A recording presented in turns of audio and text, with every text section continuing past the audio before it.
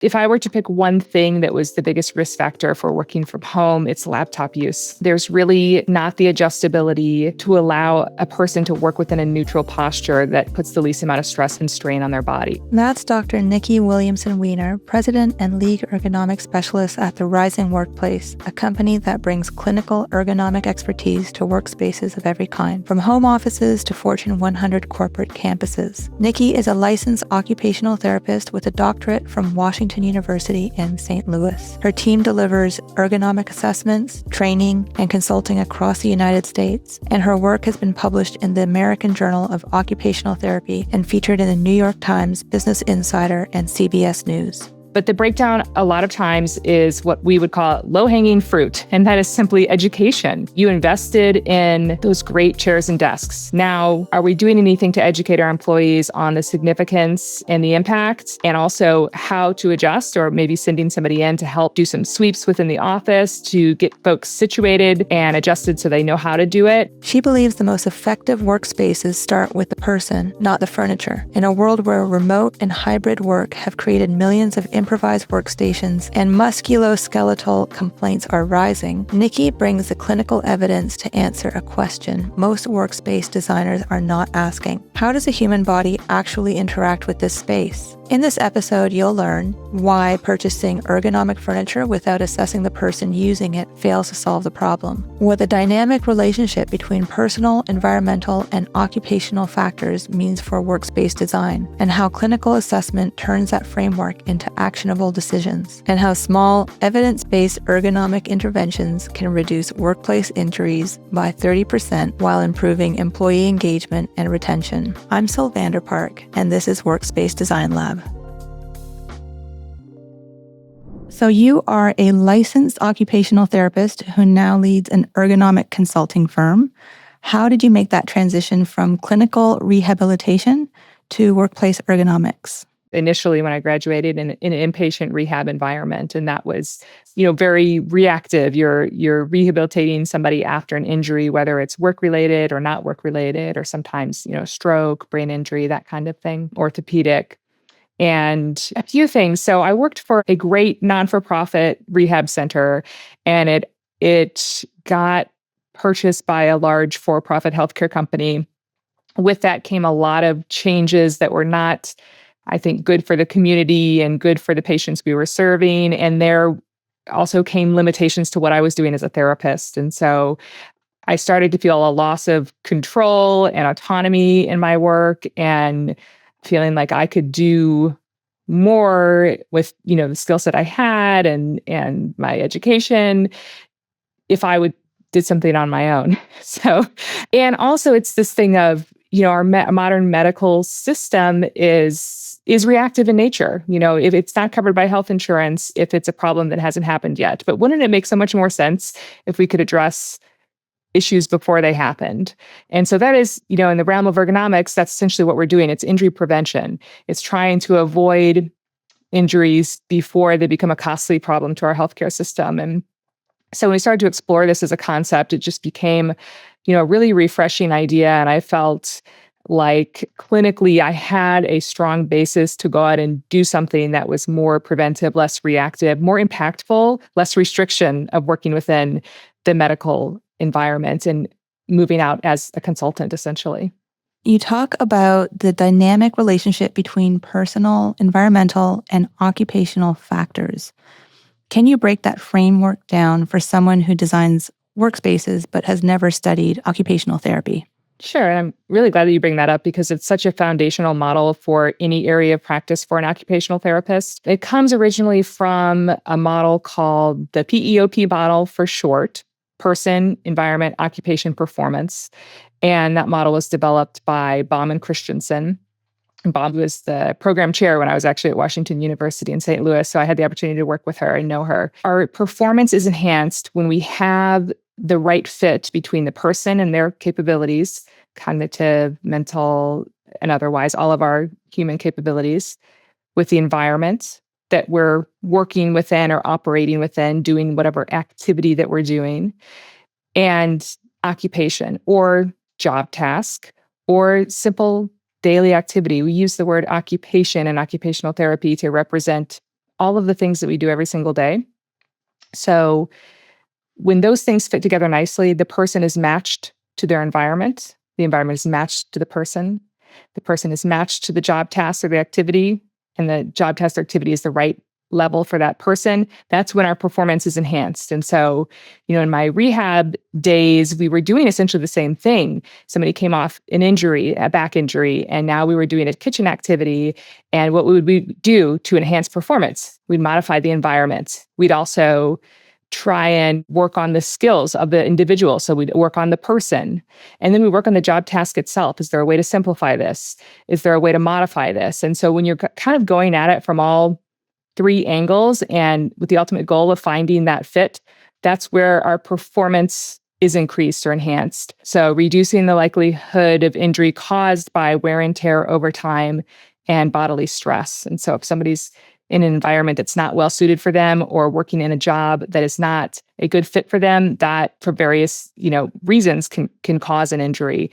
And that's what we see most often. If you ever worked with either a firm or a person and it was like, this job is not suited for you because, it's making you hunch your shoulders and this is causing this kind of wear and tear, and they didn't realize the stress that it was giving them or discomfort. I think every day, that's exactly what we're doing.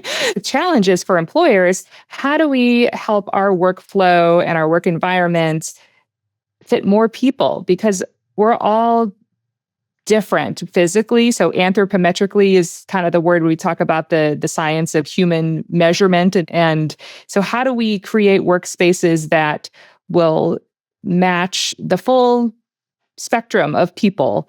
Or even, I think normally you're going for the 95th percentile, but even then that leaves out a great deal of people. And so when you're looking at an individual workstation, sometimes it's a little easier, but then you're looking at something that's shared by a lot of different people. You really want to follow those guidelines and also not assume that that's going to be enough for everyone.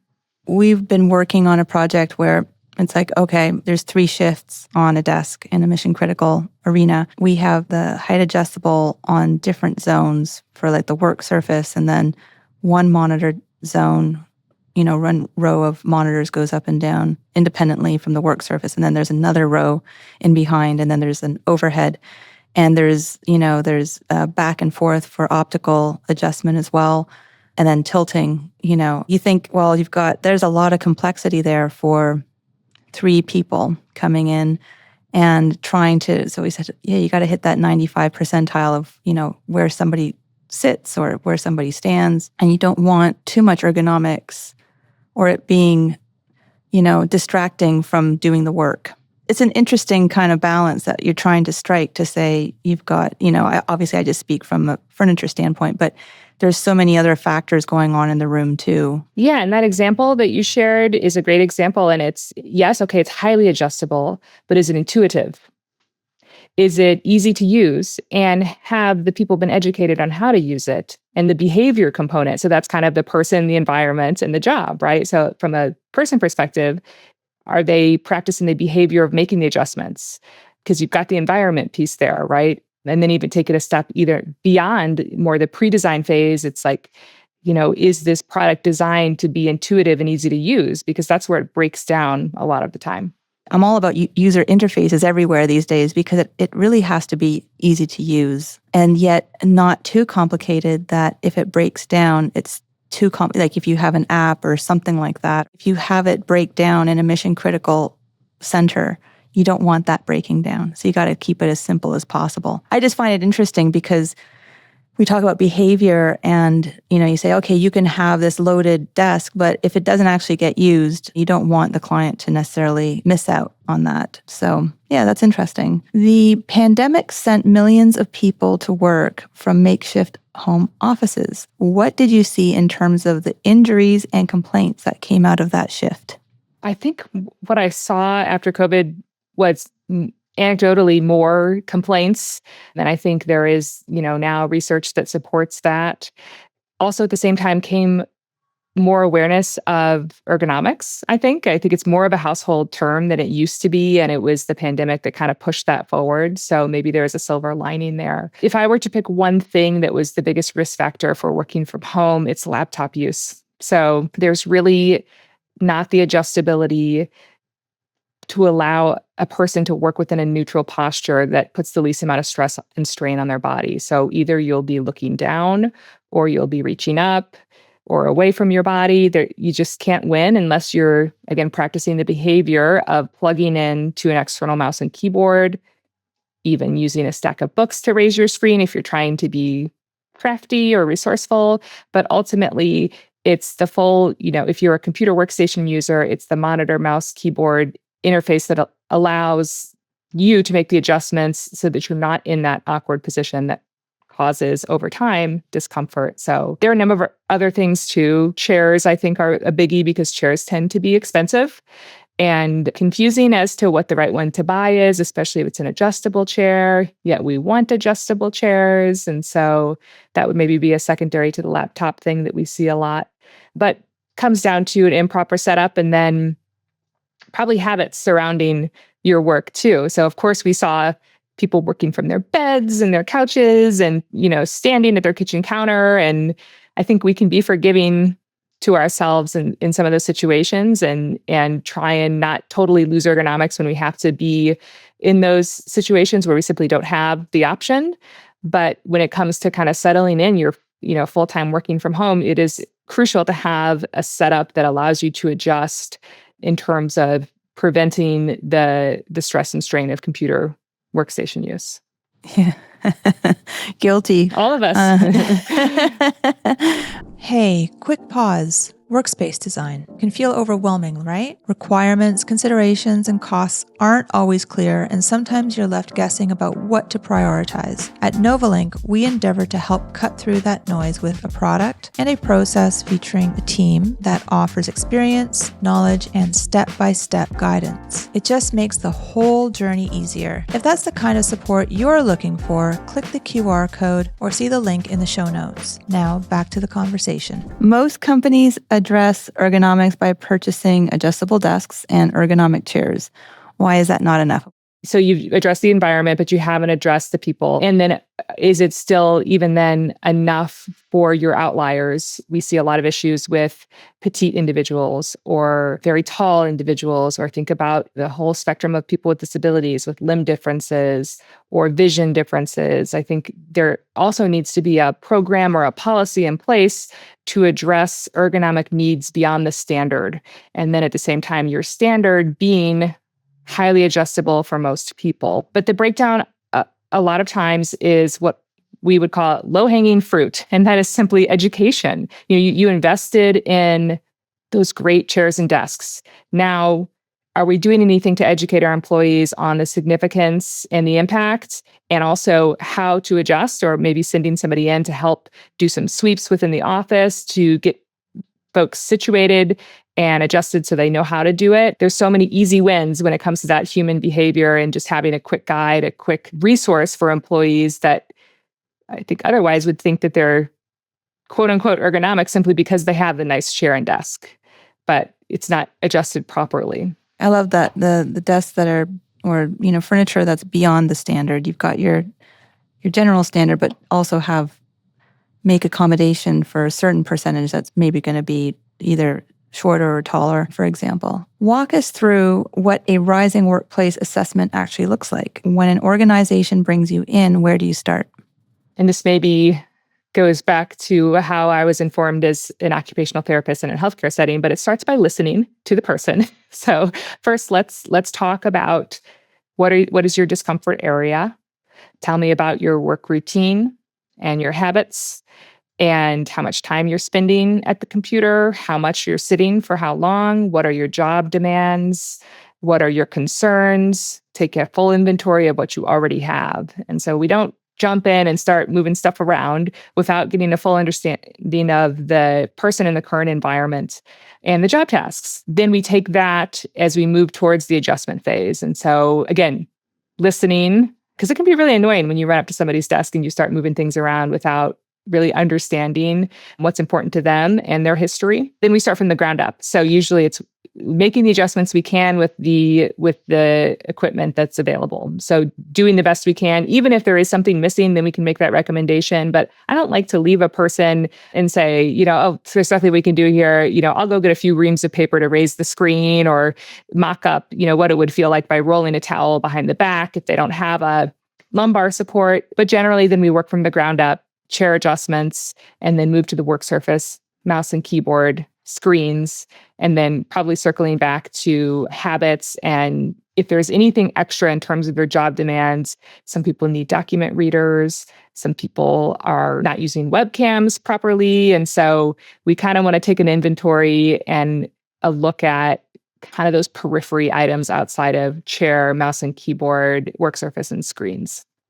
Do you ever go into clothing items? Like, I think there was a lot of advertisement, at least on social media, for Taylor Swift. She had a top that straightened her back or something like that. Do those things work? So what works much better than that is a chair with back support. And so, I don't endorse products like that. I haven't tried them myself. I think the solution from an ergonomic standpoint for a seated workstation would be a chair with proper back support. And there's plenty of things we can do to kind of cue ourselves. And that's what I see as the benefit of something like that, is that you need more cueing.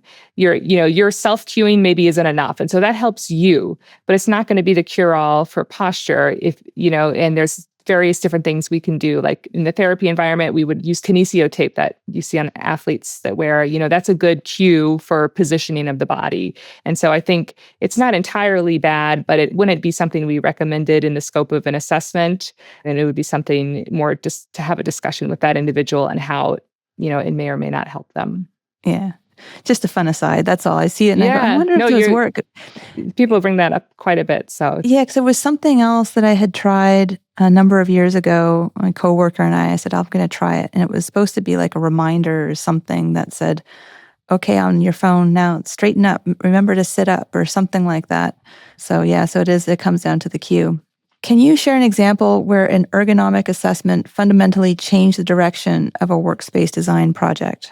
The pre-design phase is critical, and it's where it becomes a costly problem later if we don't address it in the beginning. And so I have seen a couple of cases, like can think of one where it was a multi-floor large office, and they all had something like 18-inch depth desks. So pretty, not too deep.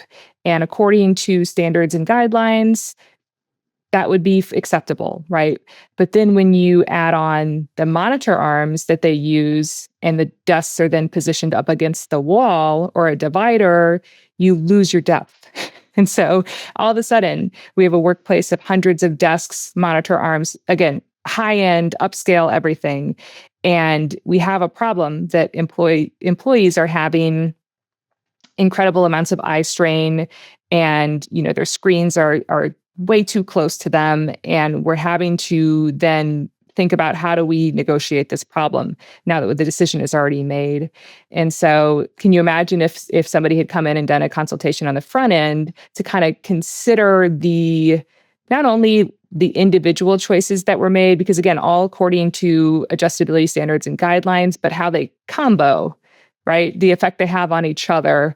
And then, the added layer of, and then they're positioned up against the wall. And so, it's that kind of thing. I'm cringing. I'm feeling bad. Yeah. Yeah, right. And it's like a huge investment on the front end that could have been avoided. And so that's an example that the direction of that did not change because it had already been done. And it becomes the employer's responsibility, right? So if an employer is working with a vendor and a designer who doesn't necessarily pay attention to those types of things later on down the road, it's not the designer's, fault. It becomes the responsibility of the employer. So it's a tricky space to be in. It is. And, with furniture, with chairs and equipment and all that, getting a mock-up can really go a long way too in the pre-design phase? It's definitely one of my favorite spaces to work within.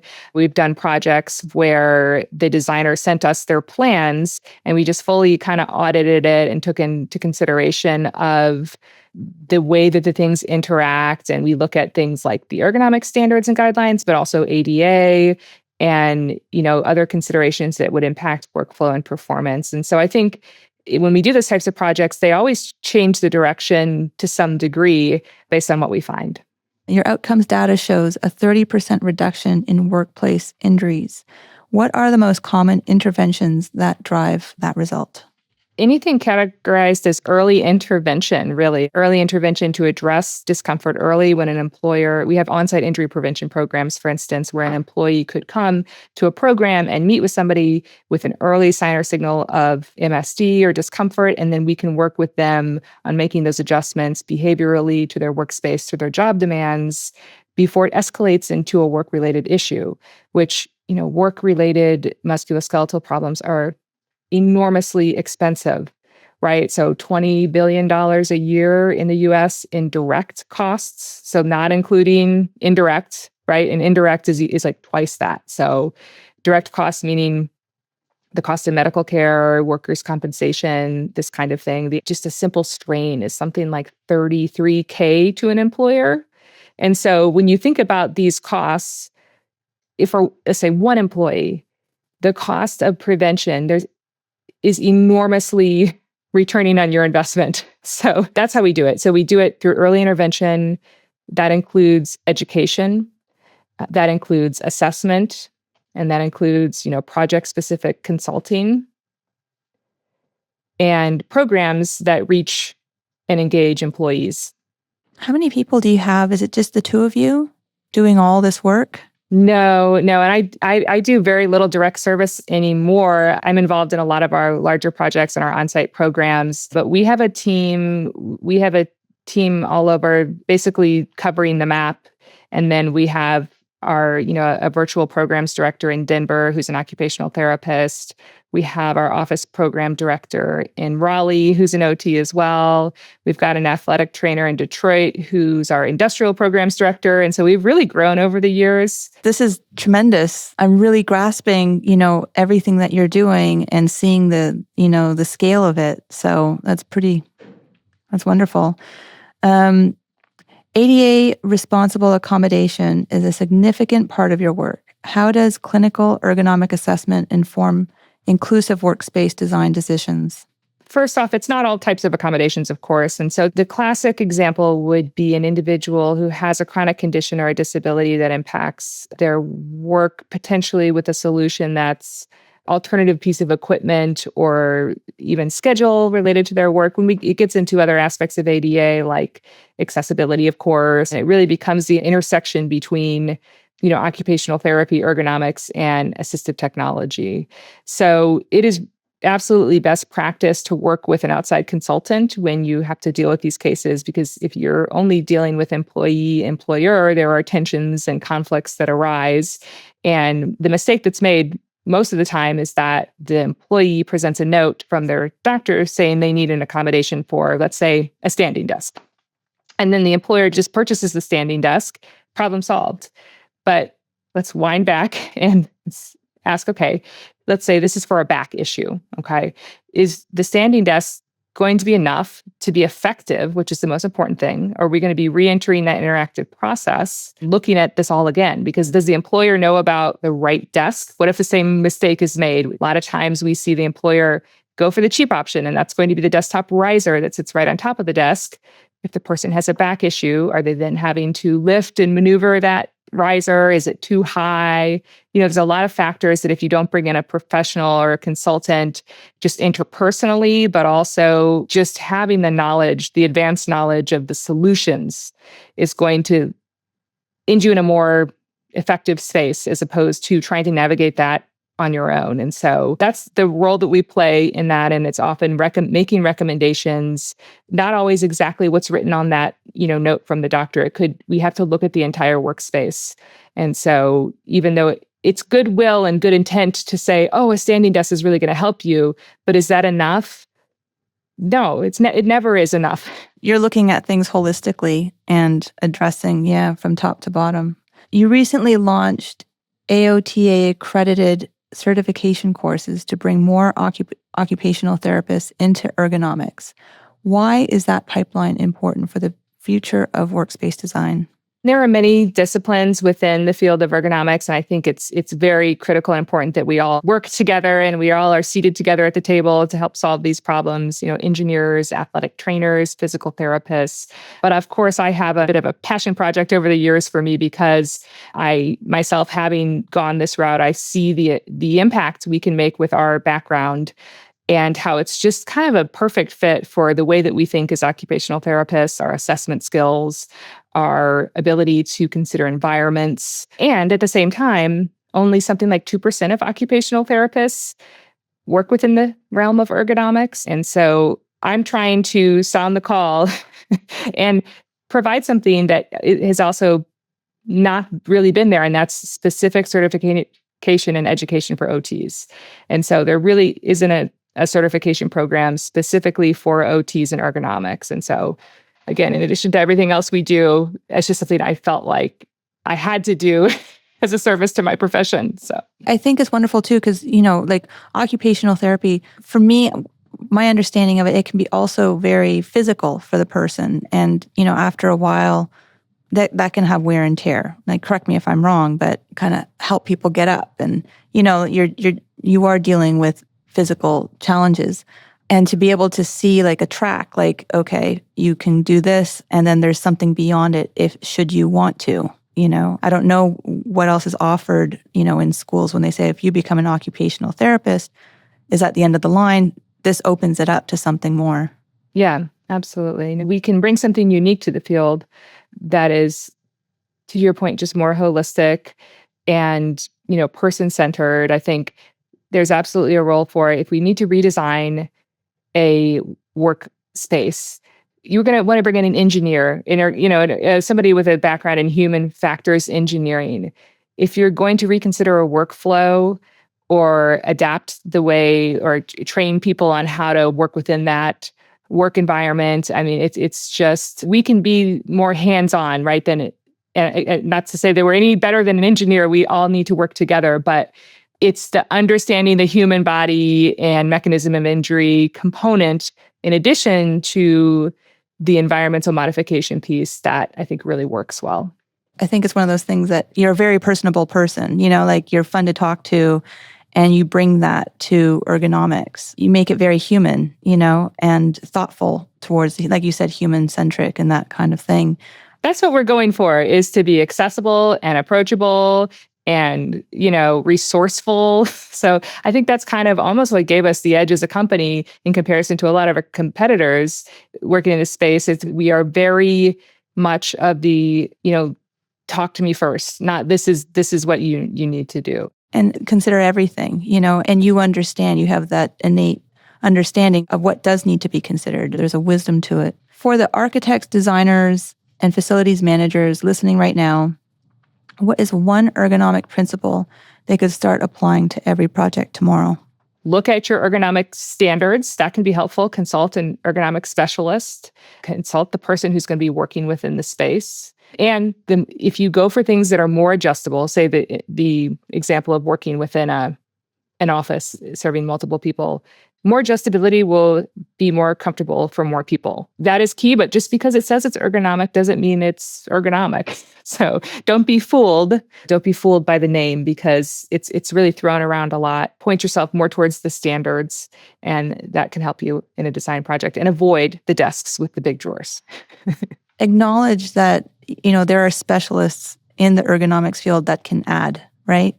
It's not just something that you say, okay, I have an understanding of ergonomics and I can apply it. If you have specialists for IT and HR and design, ergonomics deserves that place at the table. Collaborate, right? That's the beautiful thing about it. That's when it really works well. Do you ever help furniture companies design when they do their standards and that kind of thing? Yeah, we've done that a few times, coming out with new products or even just ideas for products. We've done product-specific consultation projects like that before. Well, thank you again for your time today. We'll be in touch, to follow up on this, and really appreciate your time and all the great stuff that you bring. You are refreshing the way you even talk about it so easily and your angle. So it's been a pleasure to get to know you. You too as well. Thank Okay. you so much for inviting me. Take care. Thanks for checking out Workspace Design Lab. If you're an architect, interior designer, or workplace professional looking to stay ahead in ergonomic office design and modern workspace interiors, make sure to follow the show on your favorite podcast platform. For more resources on sustainable office furniture and human-centered workspace design, visit us at novalink.com. Until next time.